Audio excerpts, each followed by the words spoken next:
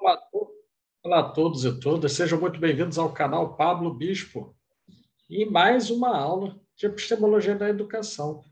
Nessa aula temática, nesse vídeo temático, nós vamos falar sobre alguém que é um dos maiores filósofos e pensadores da filosofia moderna e também contemporânea.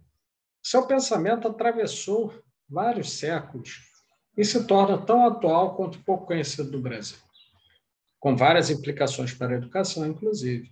Estamos falando do ilustre Blaise Pascal. Mas antes, quero pedir a todos que curtam, compartilhem, ativem as notificações e estejam sempre ligados nesse canal.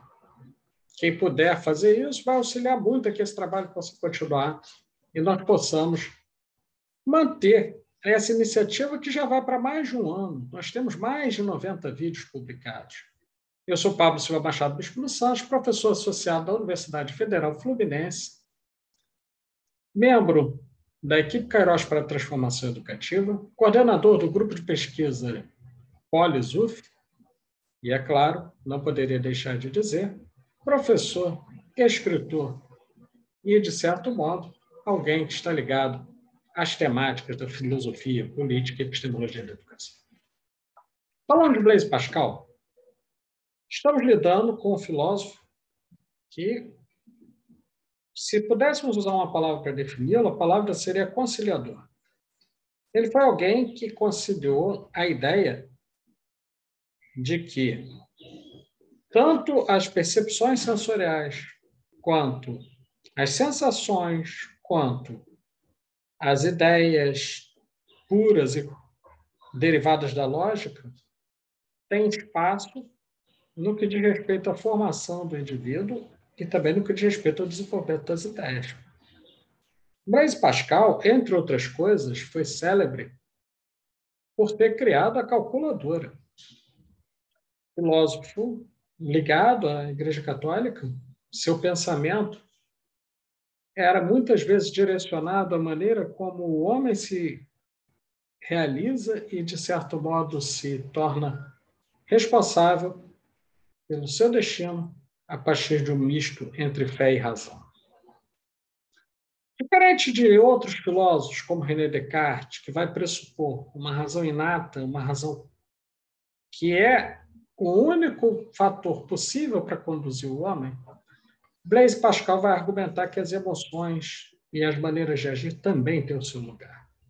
E nessa filosofia de equilíbrio dos contrários, Blaise Pascal pôde, em dado momento da sua obra Pensamentos, dizer, por exemplo, que o coração possui razões que a razão desconhece.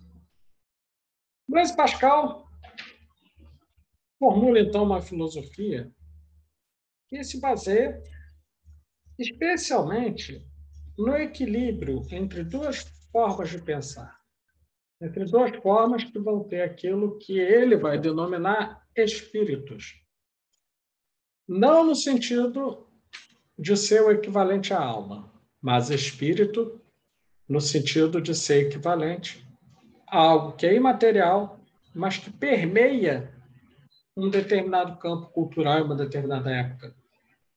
São eles o esprit de géométrie, esprit de finesse, ou, traduzindo para o português, o espírito de geometria e o espírito de sutileza. O que ele chama de espírito de geometria nada mais seria do que aquilo que hoje muitas pessoas denominam inteligência, ou seja, uma espécie de capacidade operatória em que o sujeito age a partir do aprendizado teórico e do conhecimento que já possui sobre um tema e consegue articulá-lo logicamente, inclusive modificando isso a partir de suas reflexões pessoais. No espírito de geometria não está contida só a geometria, mas sim todas as ciências e a filosofia, especialmente em estado teórico. Porém, esse espírito de geometria não significa que o sujeito que o possui necessariamente se torna alguém capaz de se movimentar na sociedade, capaz de desenvolver coisas na sociedade que sejam passíveis de uma aplicação prática. E por isso Pascal vai dizer que o ser humano possui o espírito de geometria, mas também o espírito de sutileza, o espírito de finesse. O que é esse espírito de sutileza? O espírito de sutileza é nada mais, nada menos do que a possibilidade, a capacidade do indivíduo de saber as regras do jogo social e, a partir desse conhecimento das regras dos jogos sociais, ele conseguir fazer com que as suas ações estejam de acordo com essa regra e, portanto, ele consiga melhores resultados em suas ações. E esse espírito de sutileza é algo que, diferente do espírito de geometria, Pascal vai atribuir a uma capacidade inata de articulação das ideias, trabalho com as ideias, estudo sistemático, etc., o espírito de geometria é algo adquirido socialmente, é algo adquirido na experiência. É algo que, parafraseando a expressão inicialmente utilizada por Aristóteles, sob o nome de rexis, ou conjunto de posturas corporais, e atualizada por São Tomás de Aquino, que é a expressão hábitos, o espírito de sutileza nada mais é do que o aprendizado do jogo social incorporado às práticas. Pierre Bourdieu vai retomar isso nos anos que vão de 1960 até os anos 2000, quando ele vem a falecer, essa parte da obra pascalina e vai transladar isso para a sociologia, conforme a gente vai poder ver em outro vídeo. Para hoje, basta dizer que a influência de Pascal transcende mais de 3 séculos e vai influenciar o maior sociólogo do século XX, com o conceito de hábitos, que vai ter uma grande influência da noção pascalina de espírito de geometria, de sutileza, melhor dizendo. Pois o espírito de sutileza é, das palavras de Pascal, uma segunda natureza. Ou seja, o sujeito nasce de uma determinada maneira e, no seu convívio com a sociedade, com a cultura e com o espírito da sua época, por assim dizer, ele se transforma, ele vem a ser alguém que possui uma nova forma de agir e pensar já adequada à sociedade. Alguns vão tê-lo melhor, outros vão tê-lo pior. Mas o espírito de sutileza é algo que Pascal vai ter como base de uma teoria que lhe permite, por exemplo, afirmar que o hábito faz o monge, nos dois sentidos possíveis dessa palavra. Tanto o hábito no sentido da disciplina monástica, quanto o hábito no sentido da prática clerical, da prática sacerdotal, do hábito sacerdotal. Então, hoje tivemos esse vídeo relativamente breve para falar um pouco sobre a obra de Blaise Pascal. E para finalizar, nesse vídeo ainda, eu costumo dizer que uma das influências menos sentidas, porque muitas vezes se ignora a origem nas ideias pascalinas, mas que é mais forte ainda hoje, é a perspectiva interacionista. No sentido de pensar que o desenvolvimento humano, seja infantil, seja adulto, tem muita coisa a ver com a maneira como esse interage com o ambiente e passa a formar hábitos, atitudes e valores.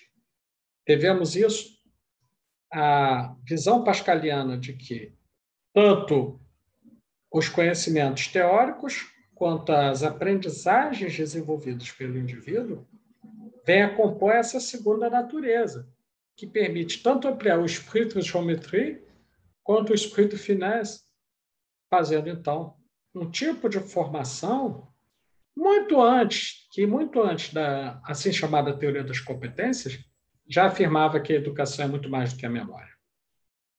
Pois bem, mais uma vez estamos encerrando essa aula do curso de Epistemologia da Educação, da nossa playlist do canal.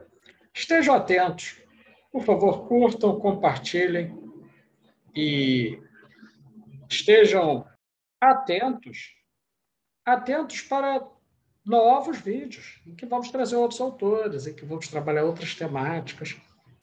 Por exemplo, o próximo dessa mesma série é aquele que vai falar da perspectiva educacional do esclarecimento em Immanuel Kant. Não percam. Todos aqueles que se dedicam, que gostam desse assunto, estejam conosco. Aqui não tem dancinha, aqui não tem fofoca, aqui nós não vamos saber quem está saindo com quem, ou quem é a pessoa que bombou no Instagram, e nem tampouco quem é que fez a dança mais interessante, ou foi aquele cantor que chorou mais durante uma determinada live sertaneja. Mas para todos os que estão interessados em ciência e tecnologia educacional, esse é o canal Pablo Bispo. Inscrevam-se. Lá no fundo vocês podem ver minhas redes sociais. Facebook, @PSMBSantos, UF, Instagram, @PSMBS. Por favor, se inscrevam também lá. E aí fiquem por dentro. Vai ter muita coisa interessante. Muito obrigado a todos que assistiram e até a próxima!